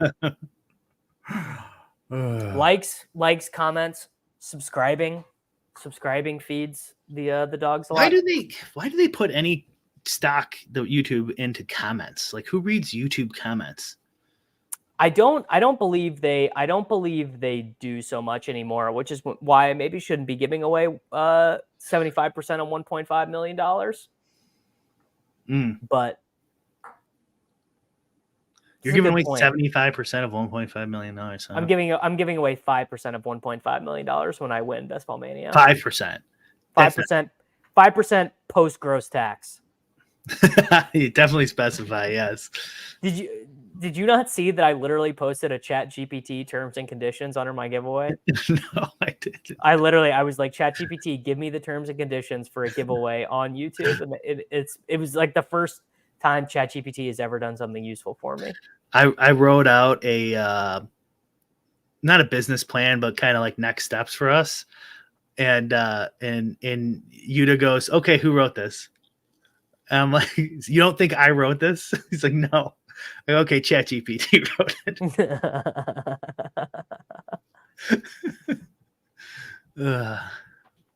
Was it good? Was it a good immediately knows plan? I didn't write it. No, it wasn't good. But I kept you just read what tell it ChatGPT, fix this, change this, fix this. You spend 5 minutes with it. It's better than typing it out yourself. It's easy, still easier. Yeah, it does kind of feel. It probably takes about the same amount of time, but it is quicker. I took all the notes from our DMs, put it in ChatGPT and said, give me an outline, and then just kept editing it. It's still easier than doing it myself. All right, there's a scroll. I scrolled down. I used my I bet Tony Pollard is going to be less than 100% drafted, less than 10% owned is my thought. Let's find out. I mean, you imagine Nico. I don't even see how owned was Russell Wilson? I'm gonna guess Russell Wilson is the least drafted quarterback. Yeah, Pollard 5%. Wow. I mean, this is crazy, dude. There are 20. I mean, if you include Taysom, there are 24 quarterbacks with a projection. Did you say Russell Wilson? Yeah. Yeah, I don't have him drafted. I was gonna say he can't be getting drafted. Yeah, it's just, he'll probably get 1% or something. Somebody will pick him. Those badge bros, dude. They'll do anything for a good screeny. This is a good team to scroll at tight end because we've got a very chalk combo with Nico Collins and CJ Stroud. Chalk running back Kenneth Walker. Chalk 101 pick. So we should take a 0% owned tight end basically. And you said you scrolled down already, though, didn't you? Yeah, I did one scroll. So I took Tony Pollard, who will be drafted and who will get owned, but not insane. I think you can scroll down. Well, I mean, I don't know. We'll have to find out. But I imagine it's going to tell us you can scroll down twice, but you probably need a good reason for it, like stacking. Interesting. So scroll down for the stack. So the scroll down for this would be Komet as a bring back, Dulcich, Janu. We could take. Oh no, Dalton Schultz went already. Yeah, that's interesting. The idea of I mean Greg Dulcich, like he can't possibly be a good pick, but maybe he is. I don't know. Yeah, I don't think you might get crazy. Dulcich is a good pick at DFS. He's really good week 1 on DraftKings. Brian, make a mental note of that for yourself when you run your sims. Dulcich is the winner. He just is underpriced. That, like we talked about on the endgame video, I am going to take Janu. We talked about that in the endgame video about spots where just like, like not knowing ball, not knowing where the projections might be right, might be wrong. That is a spot where he's still on the Cardinals, right? He was never on the Cardinals. He's on the Broncos. What? Oh, is that the tight end? Yeah. Okay. Well, who am I thinking of? Greg? Yeah. I will message John or Nez or both of them and try and get a Battle Royale stream set up with them at some week, because they have sort of they're the Vietnam veterans, you know. They've been in the streets. They know what wins. Kind of like what would be the right way to compare this? Like someone like Alan Kessler, maybe, where it's like Kessler played, you know, he grinded it out for a long. No, Kessler's not who I'm thinking of. Barry Greenstein is who I'm thinking of. Like played it for a long time, you know, smoky card rooms in Vegas in the 80s, but like uses the solvers now and is like, yeah, this all makes sense to me. Like Chip Reese or something. Yes, that's exactly what I'm saying. Where it's I'll look up Keon's ownership. They asked. Yes. Not drafted. They have the 20 drafts, so probably less than 5 and not be. Yeah. All right, you have any requests on this one? Should we try and do another Caleb? We could do a Trevor Lawrence. Why don't we try to do a full game stack? Full game stack, and then we want to target the Lions, Rams, or Ceedeel. Colts. That's who I'm thinking of. Not Barry Greenstein. Okay. Not Alan Kessler. That is exactly what I'm thinking of. Yeah. Huge soul read from Robert Thompson here. Insane that he knew the type of guy that I was going for, but I was not able to get the right guy, and he got it. All right, so let's do Buffalo, Who would be Arizona. best to step? Buffalo, Arizona? Yeah, because we can do Kincaid, we could do Marvin Harrison, we can do Shakir, we could do the running backs in there? Lions. You can get Stafford or Goff. They're not in this. They're not in this. Oh, they don't have the 8:20 game? Sunday games, yeah, Sunday night game. Not okay. What about the Jags, Dolphins? You got your A-chain. You got Tua, or I could actually see that one going real nuts. And then Texans, Colts is the third one.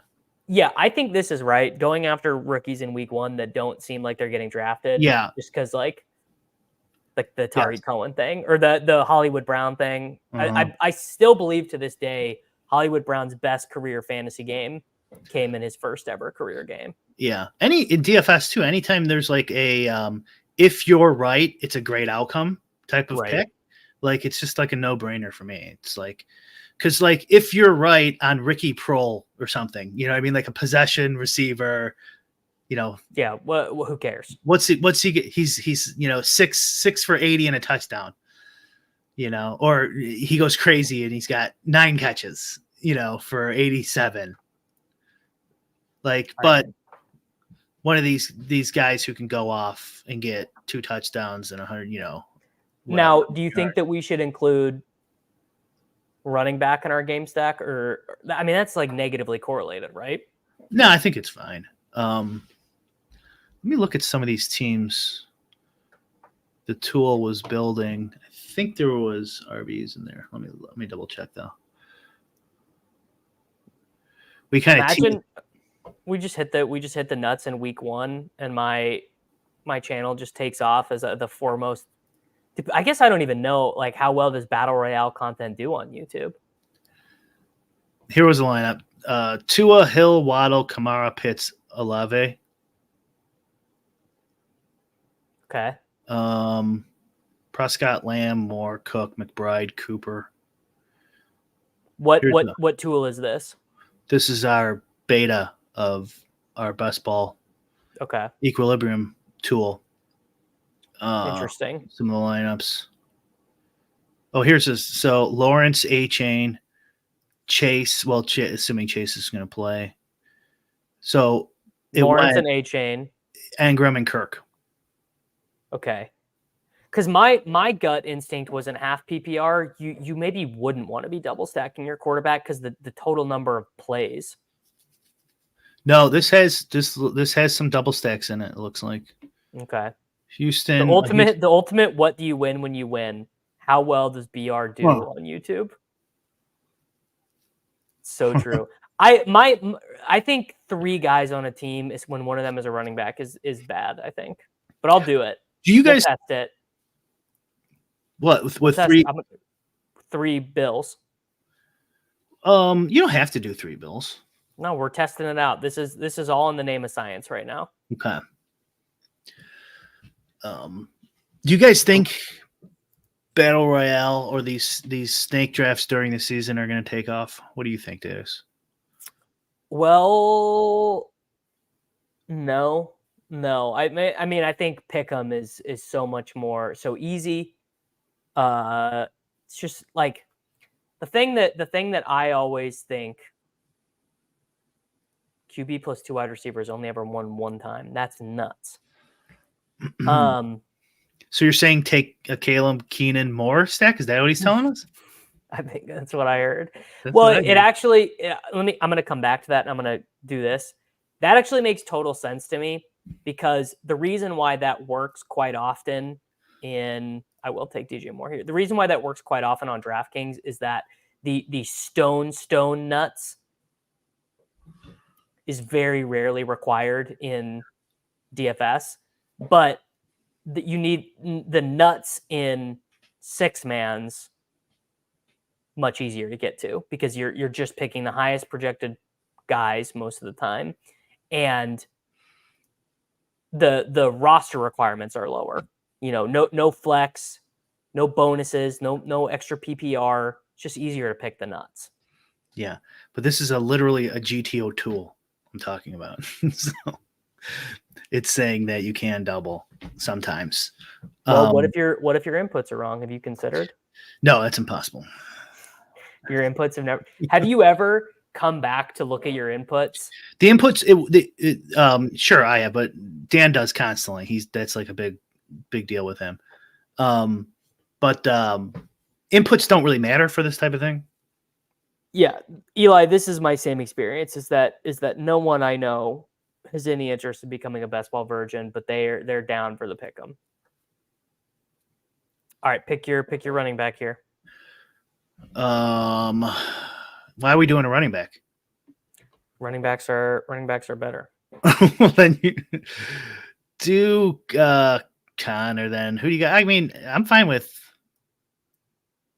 your boy. I don't care either way. No, other than DJ Moore, your boy, we did just do the full game stack, so we can track that. Let's track that on Sunday. Mental note. Let's do another game stack. Sure. Yeah, why not? It's just my money. Yeah. Oh no! Listen, if a game stack wins, I'm gonna be clamoring for some cash from you. See, here's the thing, Mr. Unknown. I mean, he found my channel, which thank you for being here. I appreciate you. It's people like you who keep me in business. Well, first off, please use promo code Davis. Please download Underdog, sign up for an account, use promo code Davis, and get a deposit match on $1,000. That would be great. But this type of thing does happen where people either kind of like me or they just kind of like to have fantasy football stuff on in the background. There are plenty of people who engage with Underdog or engage with Battle Royale content who don't play, which is interesting. Mm-hmm. Like there are 312 live concurrents right now. It's way cooler visually. It's way better to watch this than DFS or God forbid someone doing sports betting content. I'm doing a pick'em show on Fridays, which I'm hoping will be better than just like picking. Pick'em's a against the little spread. different. Yeah, Pick'em, at least there's something there. I mean, how much can you say? Like, I really like, Scotty Scheffler plus 225. I really like it. Do a whole hour on that. Yes, deposit match is just for the first deposit. Yeah, I really like Scotty Scheffler this week. All right, we got 59 more minutes. I guess Colin Morikawa is good. I don't actually know the reason for this, Brian. Is there a reason that none of the Best Ball Bros stream on Twitch? I don't know. That's a good question. I simulcast on Twitch, lulls, and like no one watches it. I've thought about trying to do that, but for what purpose? I don't know. Yeah. At the end of the day, I do just want people on this YouTube channel. Like my financial future, does this work out for me? Am I poor? Am I able to generate a living? Is basically, can I get brands to think that I have a big YouTube channel? Right. Which is like, don't even bother with Twitch then. Yeah. I still watch Twitch. Well, not anymore. I haven't since I started streaming myself, but I used to watch Twitch all the time. Huh. Okay. I was going to make an inappropriate joke, but I won't. We have ceedeel. So are we going to take where's Amari Cooper even? I want to do a lion stack. Lions. Well, we can't. Wait, they're not on that slate. They're literally not in the slate. I meant Texans Colts. Can we do a Texans Colts stack somehow? Yes, we could take CJ Stroud right here. Yes, we do need to pump out YouTube Shorts. I thought that was not helpful. No, it is. It is. Well, I got an idea. We were talking about this. What if me and you, maybe Pete, Pete probably won't want to, but we all share a social media dude? Yeah, Pete would not do that. Yeah. And we like split the cost, Pete would not do that because Pete is already at a level of fame that we all aspire. Like Pete, this is already working out for him. No, but if he wanted to hire someone to take the load off, like a social media guy or something, but he didn't want to pay a full-time, a yearly salary, we all split it. We do it 3 ways or something. Yeah, dude, I'm not making that much money at this yet. I know. No I'm just saying hypothetically. What I would do is I would pay into a guy to make YouTube shorts, like to literally churn one out every day and to post it on Instagram, TikTok, and YouTube. I would pay for that. No, Roto-Grinders did not bring me off the bench because my YouTube numbers are good. Roto-Grinders brought me off the bench because they literally love me. Everyone at that company loves me, and I love them too. Yeah, after I win Best Ball Mania 5, see, that's the thing. But so I'm gonna win Best Ball Mania 5, and then it's all gonna end up like this is all gonna work out. I was gonna say that's it. Then you're just gonna retire. Oh no chance. You think I'm retiring, bro? I'd be doing this shit. I do this for the love of the game, man. Wait a second. Didn't you say not like 6 months ago if you won, you'd quit? Well, yeah, I mean, I'd lie. Yeah, that's what I'm saying. Like, if we can get an editor, social media guy full-time, then we all split it. All right, which Colts wide receiver do you want to take? Do you want to take Michael Pittman, A.D. Mitchell, or Josh Downs, actually? So you want to take Pittman or A.D. Mitchell? I guess Pittman. What about okay, you got Tank Dell already? Okay. Yeah. And then we need a tight end in the end. Winning a Battle Royale week 1, that would help. I could buy a lot of YouTube shorts if I won Battle Royale in week 1. What is it, 100? No, I think it's 30K. That's it for week 1, huh? It's going to fill early. Damn it. Eli says, as a ravenous YouTube consumer outside of DFS, shorts are a great way of pulling in new subs, but he gets legitimately 0 fantasy-related shorts outside the fantasy footballers. Yeah. How does the Dog Bowl work? Dog Bowl is actually very cool. One of the coolest things Underdog does. It is a live final for daily best ball drafts. So the same way that qualifying for the championships on DraftKings or FanDuel or whatever works, you draft your way to the live final. I actually don't know how the draft works at the final, but my God, would that be a sweat? I mean, you're just like, what spot do I get? Is there a huge drop off? Like, am I going to be dead because I flew all the way here, and I flew to Dallas for this live final and I drew the turn and the turn is dead. You know what would be kind of cool is if the DFS live final was a live best ball style draft. Well, I think it is. No, the DFS final is a DFS contest. Oh, sure. Wait 1 second. I'm gonna do Ertz again. Well, here, Brian, we'll do your double stack. The algo said it's right. We're doing it. Dalton Schultz double stack. Who am I to question the algo? All right, let's get this stream to 2 hours. So let's do like 3 more. The algo's theoretical. It wasn't this slate, but I just need a couple double stacks. Get my you get 3 entries. Oh, that's sick. That's actually that is actually their Underdog is very cool about these things. Like, yeah, you wouldn't want to show up with 1 entry, like 1 ticket in this final and get owned. You know what I'm saying? Right. So it ends up being a 12-person battle royale. Top 3 each week get 10K and a ticket to the final. Sick. Okay, we have the second pick. We did Houston. Do you want to do Houston Indy again with one of the different wide receivers? Or we could try who's left. Do we do a Jags Dolphin stack? No, we can do that here. That's going to line up well. You're 55 playing best ball and Underdog. Should I get another hobby? I mean, if you're not retired, no. Yeah, chill. I mean, you should golf. You golf. Yeah. That goes without saying, though. Yeah, that goes without saying. Asmon Gold's YouTube went through the roof after he got a really good editor that had good comedy in his videos. Okay, A-Chain. Yeah, I think we're gonna need one. I mean, look, guys, if I had like an unlimited, like if I could take out loans for this or whatever, obviously I would do that.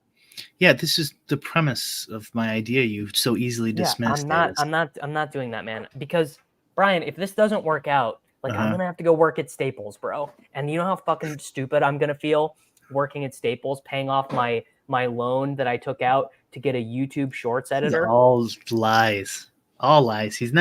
He's first of all, he's not paying his loan back ever. So I know that's a lie. Not if Kamala wins the election, bro. You thought Biden was gonna pay yours off so hard. He still will. Oh my God. He personally promised me. Don't get me demonetized here. Flock is the prime example of pushing best ball DFS content towards the lowest common denominator. Fantasy player has to brand everything to mock. Yeah, so I've thought about doing this, Eli. I've thought about literally titling my videos things like this, like $50 mock draft, $500 mock draft, and I'm like, then I think the people who actually like me already would just be annoyed. They'd just be like, I can't support this. So it's a tough spot. Yeah. That's why you hire someone and just, let them figure it out. Well, I mean, I could do what Holka does. Holka basically does the Flock thing, but on like Instagram and TikTok, and he kills it. We're building Miami and Jacksonville. Yeah. Aren't running backs from the same game negatively correlated? Nah, we'll be fine. Okay. Well, I did buy a house with Tyler Hierro top shots.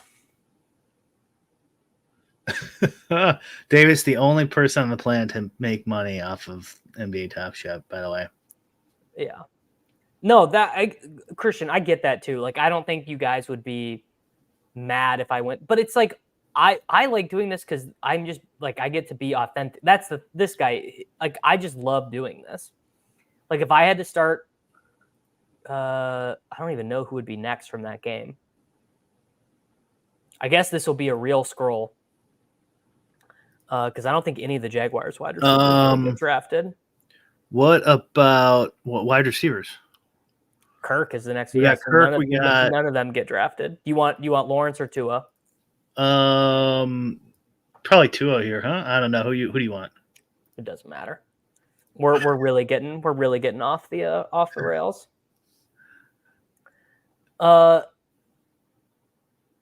Yes, the titles matter. The thumbnails matter. Like, compare. I mean, I can do this right now.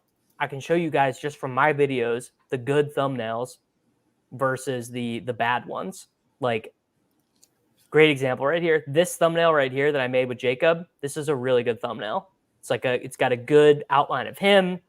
The player is highlighted well. It's like well saturated. This is another really good thumbnail. This one right here, this in this left corner, 4,000 views here. Too much negative space. The coloring isn't quite right. It just is not quite right. Way worse views. Huh. I mean, Brian doesn't even, they don't even do thumbnails on the Endgame Syndicate. No, we should though. If you guys paid me, I would make them for you. Oh yeah. Yeah. They're not going to be as good as Peter's. Like, they're not going to be great, but they're better than what ChatGPT gave you.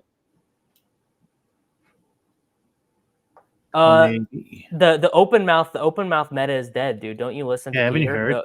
The open mouth meta is dead. Did you listen to Mr. Beast?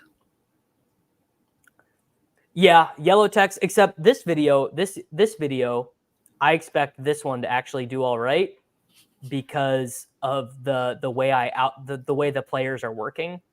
And this one, I think is going to do well. Okay, so we just have to take. Oh, we didn't even get Evan Ingram. That was a mistake. That was a mistake to not get Evan Ingram. Should have taken Ingram. Yeah. We need the Ingram Kirk. So we can take Kirk and Brian Thomas Jr. right here. The double stack. Let's do it. Yeah, so this is definitely true. Endgame is not trying to get 50,000 subscribers. No. But as we make more and more tools and stuff, we'll have to figure out how to deal with that. Yeah. All right, we'll take Kirk and Brian Thomas Jr. I mean, I definitely enjoy salary DFS more. Well, actually, I don't even know if that's true. This is pretty fun. I enjoy these more, but the problem is you have to sit here for hours. Someone drafted Brian Thomas Jr. literally just to be a dick to us. So we're taking Gabe Oh Davis. my God. They took Ingram and Brian Thomas. This is a fucking complete worst double stack. Yeah. Okay. Salary cap DFS is just, there's nothing left for me to take my game to as a player. I've reached my ceiling as a player unless I am wanting to like learn new life skills, like learn a new level of math and stuff. You know, like I can't get any better at DFS, if that makes sense. Yeah. It's going to be to like who you subscribe to and how good their tools are, basically. Unless you're just in the 0.01% of ball knowers. Yeah, I've actually always wondered this. Like, is the NFL someday just going to be like, you just stole all of our photos for your thumbnails? Like, we're suing you. Because I'm not paying for these images. Oh my God. That would suck. Like, for sure. I guess it maybe falls under fair use or whatever. Yeah. But I assume no one in the fantasy football world is paying for thumbnails like that. All right. Choose your scrolling tight end. I mean, we could do. Didn't we already Johnny. take? No, we didn't take Evan What's his Ingram. name? The tight end from Miami. Yeah. Yeah, we're gonna take Jonnu Smith. What if this is the week that the game stack hits? Well, we kind of got screwed on that, but we got a lot of it. We got a lot of it. Actually, with the double running backs, it's actually kind of hopeful they throw to the running backs for some reason. My puppy is apparently being a nightmare upstairs, so this is going to be the last one. All right, yeah, I'm done anyways. Yeah, I can elaborate on this. Not to say that I can't more skillfully apply the tools that I have in my tool chest right now, but there's not another level of player that I can't be as good at DFS as Brian unless I were to learn how to code and how to create models. Because what I can do is I can skillfully apply tools and models that other people make. Like, I think actually these battle royales are a great example of this. I can learn the rules of a game. I can apply what I think about these players to a game. But then I have to go to Brian, or then I have to go to Nerdy Tenor and say, well, does the math back up this hunch that I have that I think is right? And maybe it will or maybe it won't, but I can't do that math myself because I don't know how. Yeah. Yeah, you have to make your own tools or know how to pay, get good tools and adjust them to. Well, this is the thing. Not everyone uses the same tools. The top 0.01% have their own tools. They have their own ownership projections and they have their own sims that are not publicly available. Or they know how to use the other people's pay sims better than everyone else too. Which is a thing, I'm sure. Yeah, that's what some people do for sure. Some people use in conjunction with their own stuff. Mason is your drop here. It's going to suck if CMC gets injured in the first game, but Mason is your drop there. Okay. We have the 1-6, so we have the wrap here. What do you want to do? I don't know. We did stack, so do you want to try Bears one more time? All right, we can do the Bears one. There's not a Bears or a Titans player that goes high. So let's take Bijan then. Let's take Bijan and Kincaid.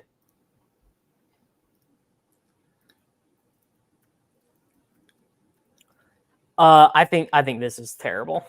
I think two running backs on the same team can't. I mean, I guess the Denver Broncos game from last year would prove me wrong, but seems very unlikely. No, I don't think pure ball knowers are dead. They're dead against them in the Millie Maker or whatever, maybe. Pure ball knowers will never be dead. Will never be dead. Yeah. The problem is people think they're ball knowers when they're not. They're ball knowers compared to their buddies, but they're not ball knowers compared to Drew Dinkmeyer and Michael Leone, Travis Petty and Utica and etc. Yeah. Yeah. See, this is an example of knowing too much ball. You know too much ball. It's you would think it would be, but it's not really because the sims for single entry are pretty good. It's single entry. I mean, you're against the total number of for example, the contest I spend a lot of time thinking about is the $50 and the $100 single entry on DraftKings, and in that the total percentage of the pool that is using sims is lower because the sim guys can only use one team. But their teams are going to be a lot better than yours consistently. Yeah. Probably. We talked about this on the show earlier on the Endgame channel. Don't worry about it in the NFL.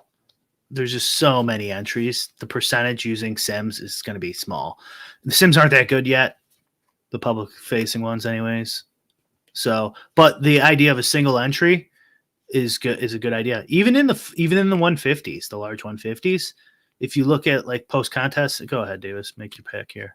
Oh, sorry, I was making a pick in a slow draft. Okay, we need Caleb, and we need DJ Moore.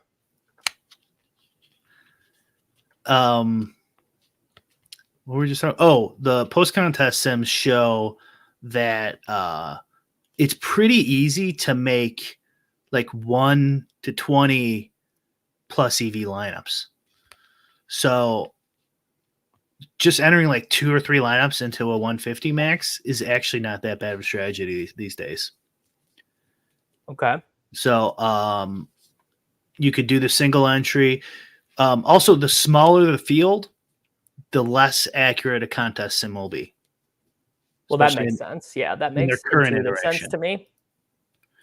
So those are so if you can get a 20 max, smaller field, and enter 3 into that, like you should be able to enter 3 plus EV lineups in there. We went Caleb because this is the first time Brian has been excited about his hometown Chicago Bears in his entire adult life, and I want to root Brian on enough. I want him to buy in enough that he wants to purchase a Caleb Williams jersey. Oh wow, that's not possible.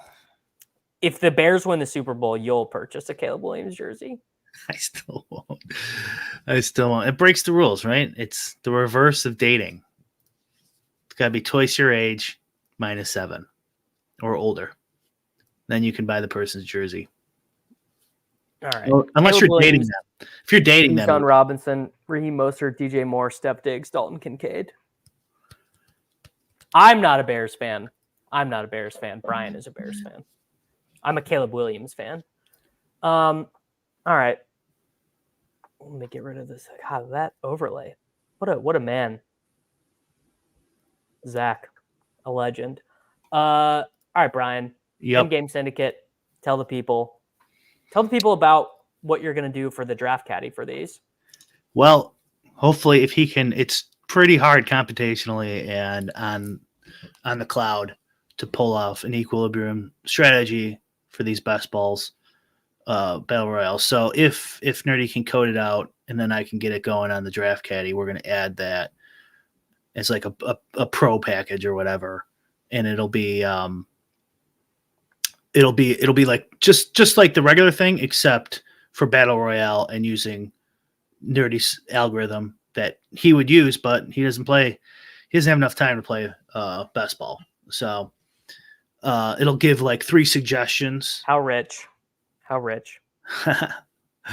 Yeah, I mean, he has a job too, basically, I mean, besides DFS and running a company.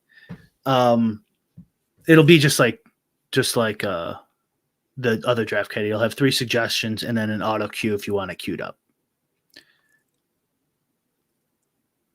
I mean, the best bang for your buck site, I am a partner of them, but it's got to be Roto Grinders, right? They have the lowest cost.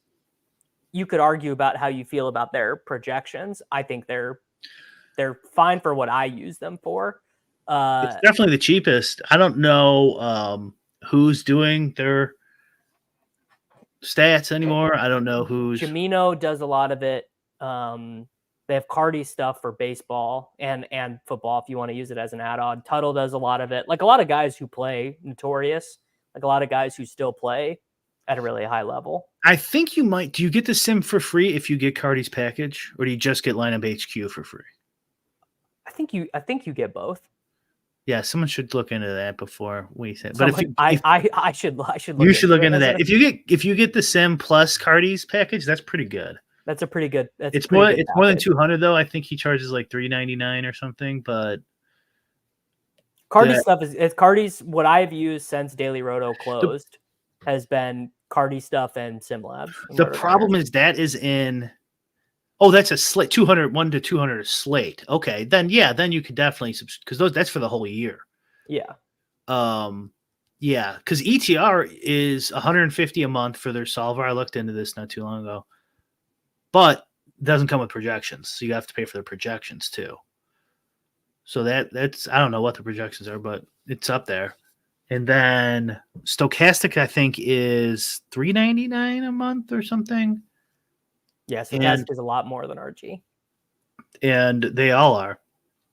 And Saber Sim Well- is 300 or something a month. RG can just be cheaper because they do. I mean, they were first to market. They have a lot of returning customers. Yeah. They have, like, when you Google daily fantasy sports, they have the best SEO. Oh, okay. And I also misread this guy's question. He's playing 100, 200 a slate. Yeah. Okay. I thought he was willing to pay a content site. Yeah, the ETR package is also very good, and those guys are my good friends. Like, I'm not ETR. You're gonna do well with their stuff. I would say if my friend came to me in person, I would say those would be the two that I would send them to, would be RG or ETR. Yeah, $20 first. You only get one lineup, but that could be good enough for someone who's playing 100. That could be good 200. enough. Yeah. Yeah. And it just kind of gives you a general idea of what the field is doing and all that stuff. Uh-huh. Yeah. Yeah. I mean, honestly, make your own shit. Make your own shit. Yeah, if you subscribe to our site, you can watch all the videos in a couple weeks probably, and start making your own stuff. But it's not realistic for a lot of people. So,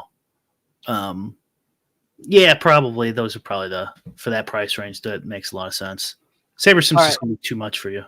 Yeah. All right, let's get out of here, everyone. Thanks for listening. Thanks for hanging out. Don't forget to leave your comment to get your 5% equity when I win Best Ball Mania 5 for $1.5 million. Also, if you want to be helpful in the comments, if you like this, if you enjoyed Battle Royale content, if you'd like this more in Battle Royale content, this less. Obviously, when Brian comes on, we got a little bit sidetracked, but just in general, I enjoyed doing these. So if you guys enjoy it, please let me know. And I will be back with you guys doing something on the channel tomorrow. I don't know exactly what that's going to be. An ADP chasing is tomorrow at 2:30.